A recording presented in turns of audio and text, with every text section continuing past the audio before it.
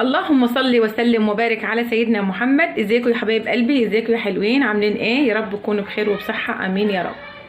معاكم النهارده ان شاء الله روتين جديد وفيديو جديد مع مأكولة. هنبدا اول حاجه كده كماله لشغل امبارح، لان طبعا امبارح ما كملناش شغلنا.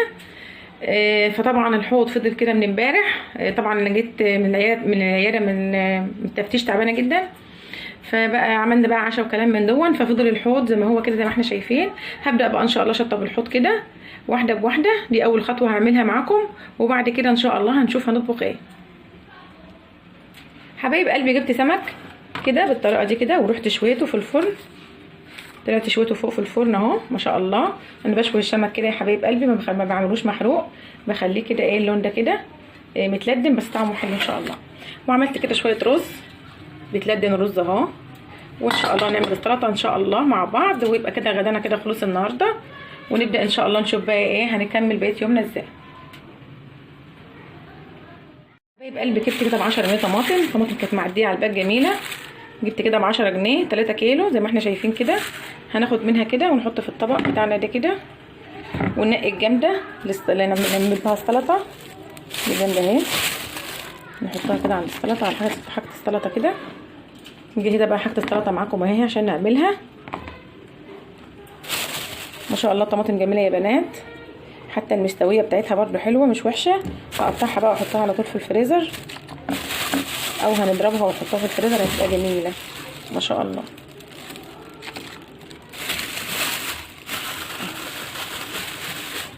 دي الجامده دي السلطه. خلاص هبدا بقى احطها بقى كلها في الطبق كده. هنقي منها شويه دول احطهم في الثلاجه، وشويه ايه نقطعهم ونعصرهم نعملهم الايه بالطبيخ ان شاء الله. دول ب 10 جنيه 3 كيلو. طبعا كان معاه بقى ايه مستويه قوي قوي الاربعه، بس انا جبت من دي عشان السلطه، لان دي حلوه قوي السلطه جميله.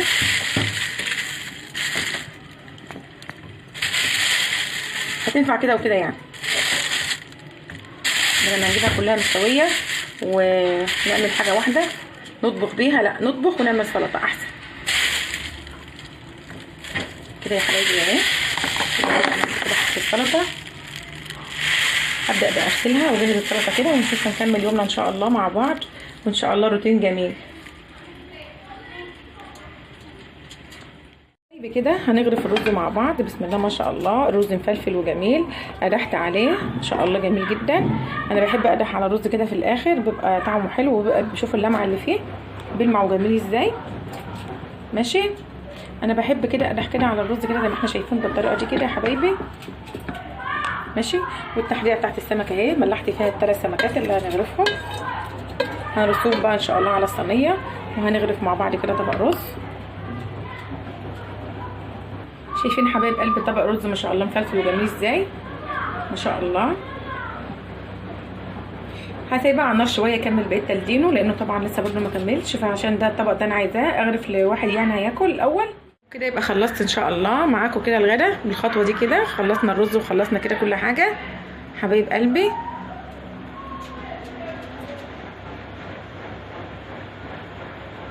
حبايب قلبي هنغرف كده السلطه. عملت كده السلطه معاكم اهي بسم الله ما شاء الله جميله. شايفين لونها جميل ازاي. حطيت فيها بس حبيتين طماطم ما هماش كبار، واحده كده كبيره واحده صغيره شويه، يعني الطماطم مش كتير فيها، طماطم قليله جدا. ماشي، هنغرف كده في واحد طبعا هياكل فهنغرف له زي ما احنا شايفين كده. عملت كده بابا غنوج حبايبي، وهنا طبق ترشي، وده السمك مشوي. حدقت الذره طبق زي ما احنا شايفين كده، حدقت طبق مشوي كده. هبدا بقى اغرف الرز كده. غرفت الرز اهو، وده كده الغدا النهارده. ماشي، هحط له بقى ان شاء الله الغدا، وابدا اولع على كوبايتين شاي. حبايبي مكملين مع بعض ان شاء الله. دخلنا كده ننشر الهدوم بتاعه المطبخ اللي احنا كنا امبارح غسلينها، وعندنا هنا كده المفارش دي يا حبايب قلبي ما بتتعصرش خلاص، يعني احنا بنغسلها كده ما نعصرهاش حبايبي. هنشرهم. طبعا انا نشرت كده الستاير، نشرت الستاير هنا قدامي اهي، مفرش السفره برضه استشرته، والحبه اللي كانوا غامقين اللي كانوا في طبق امبارح نشرتهم اهو معاكم ما شاء الله. هبدا بقى اكمل بقيه المفارش ومكملين مع بعض. سايبه كده مكان كده فاضي اهوت للمفارش بتاعت الايه الصغيره وهدوم المطبخ، هفرشها وارجع معاكم حبايبي. كده خلصت اهو، نشرت المفارش كده قدام زي ما احنا شايفين، وهدوم المطبخ نشرتها ورا اهي. هدوم المطبخ اهي، القماشات بتاعت المطبخ والفوط ماشي. ده كده الغسيل كده اللي احنا نشرناه النهارده. طبعا الجو ابتدى يغير، هننزل التندة عشان الجو ايه غيم كده، مش عارفه غيم فجأة. هنزل التندة بقى على الهدوم عشان لو جو مطر ولا حاجه ما يجيش عليهم ميه. خلاص حبايبي،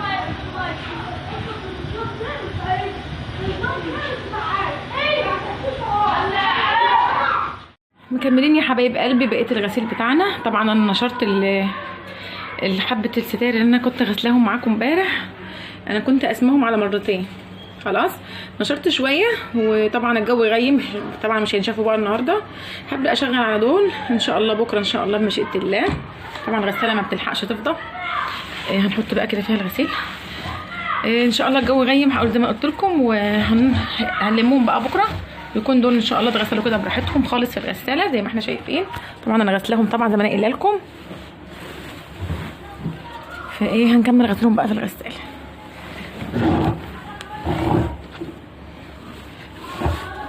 عملت الاول سترتين ودول 3 ستاير، 2 صغيرين وواحده كبيره.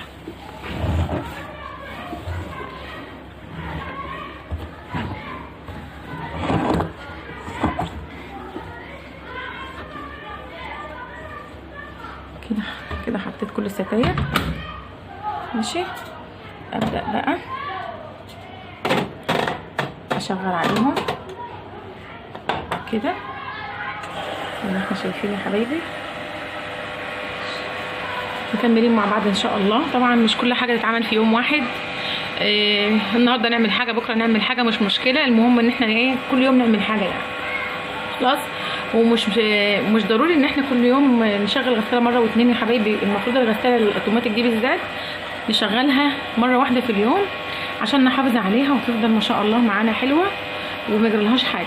خلاص حبايبي، ان شاء الله كده خلصت كده معاكم ان شاء الله روتين النهارده.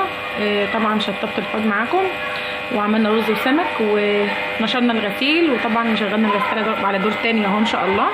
مكملين مع بكره ان شاء الله ان شاء الله مشيئه الله الروتين بتاعنا ان شاء الله. اللي ما حطش لايك للفيديو ينزل يحط لايك للفيديو ويفعل الجرس عشان يوصلوا من المأكولة كل جديد. واقول لكم السلام عليكم ورحمه الله وبركاته.